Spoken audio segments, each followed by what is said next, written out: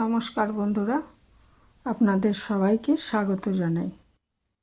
আজকে আমি একটা ডেজার্ট রেসিপি নিয়ে চলে এসেছি। এক মুঠো গোবিন্দভোগ চাল আর একটা আম দিয়েই আমরা এই সুস্বাদু রেসিপিটি তৈরি করতে পারি। তো সেটাই দেখাবো আজকে। এর জন্য আমি এক মুঠো গোবিন্দভোগ চাল এবং 7টা কাজু ভিজিয়ে রেখেছিলাম জলে। কিছুক্ষণ 15-20 মিনিট ভিজিয়ে রাখলেই হবে। তো ভিজিয়ে রেখে এটাকে আমি আগে পেস্ট করে নিচ্ছি।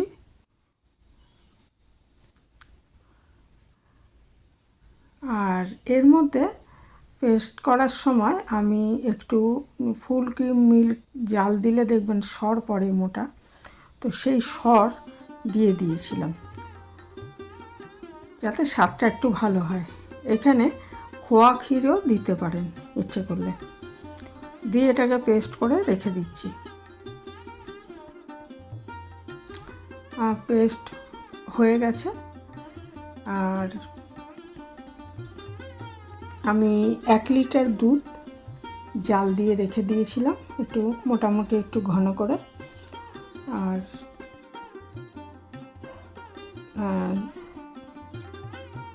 সেটা থেকে ওই সরটা পড়েছিল, ওই সরটা আমি দিলাম, দেখলেন। আর হচ্ছে একটা পাকা আম আমি টুকরো করে পেস্ট করে নিয়েছি।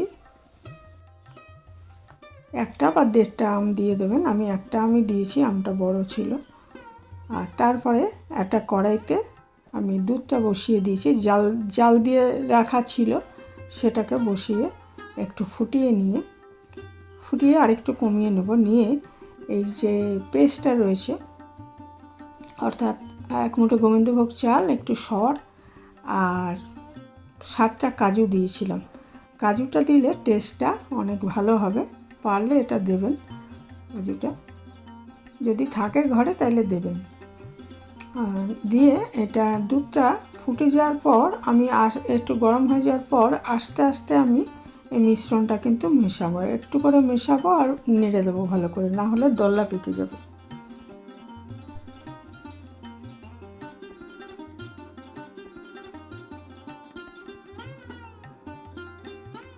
এইভাবে আমি আস্তে আস্তে পুরো মিশ্রণটা মিশিয়ে দিলাম দুধের মধ্যে, এবং ভালো মতো নেড়ে দিতে হবে, নাহলে কিন্তু এটা দলা পেকে যাবে।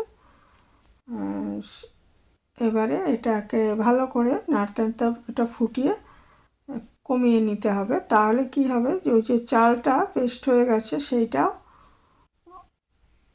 সেদ্ধ হয়ে যাবে আর কি। সেদ্ধ হয়ে যাওয়া অবধি এটা আমরা ক্রমাগত এটা নাড়ব, যাতে লেগে না যায় তলায় বা দলা না পেকে যায়, সেই জন্য। আর আঁচটা মিডিয়াম আঁচে করতে হবে জিনিসটা। চালের গুঁড়োটা যখন, ওটা তো গুঁড়োই মানে পেস্ট করেছি, সে পেস্টটা যখন সেদ্ধ হয়ে যাবে তখন এর মধ্যে আমি পরিমাণ মতো চিনি দিয়ে দেব।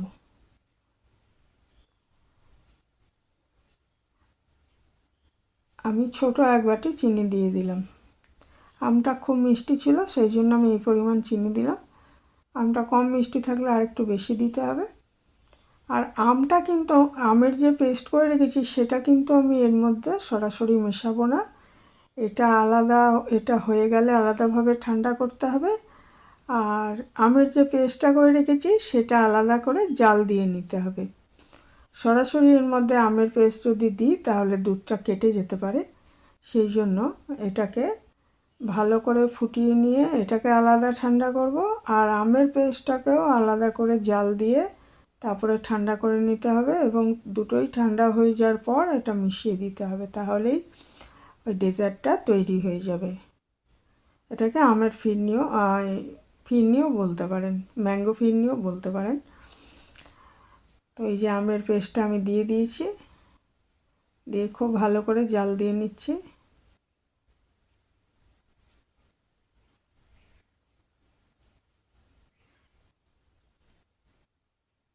এটাও 7-8 মিনিট ধরে এটাকে জাল দিয়ে নিতে হবে, যাতে কাঁচা ভাবটা একদম চলে যায়। তারপরে এটাকে ঠান্ডা করে আমার ওই যে মিশ্রণটা রয়েছে দুধ, চালের গুঁড়ো আর যে মানে ফিরনিটা রয়েছে আর কি, তার মধ্যে আমি এই এই যে আমের যে পেস্টটা জাল দিয়ে নিচ্ছি সেই মিশ্রণটা ঠান্ডা করে ওর মধ্যে মিশিয়ে দিলেই তৈরি হয়ে যাবে আজকে যে আমি ডেজার্টটা বানাতে চেয়েছিলাম সেটা, অর্থাৎ ম্যাঙ্গো ফিরনি। তো ভীষণ ভালো হয় খেতে, একবার করে দেখতে পারেন।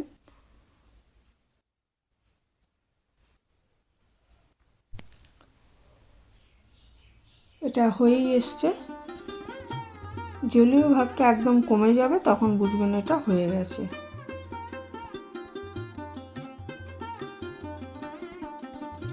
তারপরে এটা ঠান্ডা করে ওই ফিরনির মধ্যে মেশালে আর দুধটা কাটার কোনো ভয় নেই। এইভাবেই করতে হবে এটা। ওটা আমি ফিরনিটা একটা কাচের পাত্রে ঢেলে নিয়েছি। তারপর ওই যে আমের যে পাল্পটা, রান্না করে রাখা যে পাল্পটা, সেইটা এর মধ্যে মিশিয়ে খুব ভালো মতো মিশিয়ে দিতে হবে এটাকে। অবশ্যই একবার করে দেখবেন, পাকা আমের সিজন চলছে এখন। এই ডেজার্টটা ভীষণই ভালো হয় খেতে। আমি আমের পায়েসও দেখিয়েছি, কিন্তু সেটাও খুব ভালো হয় খেতে, আর এটাও খুব ভালো হয়েছিল খেতে। কাজেই একবার করে দেখার অনুরোধ রইল। সামান্য উপকরণেই কিন্তু দারুণ সুস্বাদু এই ডেজার্টটা তৈরি হয়ে যায়।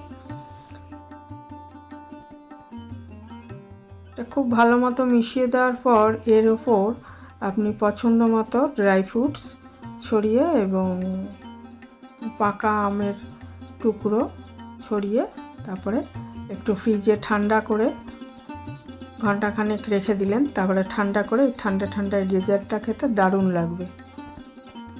আর যারা ফ্রিজে রাখে ঠান্ডা করে খেতে চান না, তারা এমনিই খাবেন।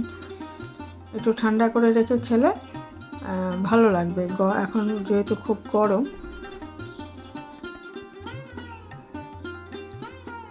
আমের টুকরো আর আলমন্ড বাদামের টুকরো দিয়ে দিলাম, পেস্তা কুচি দিয়ে দেবেন, ভালো লাগবে। তো এই ছিল আমার আজকের রেসিপি, এখানে শেষ করলাম।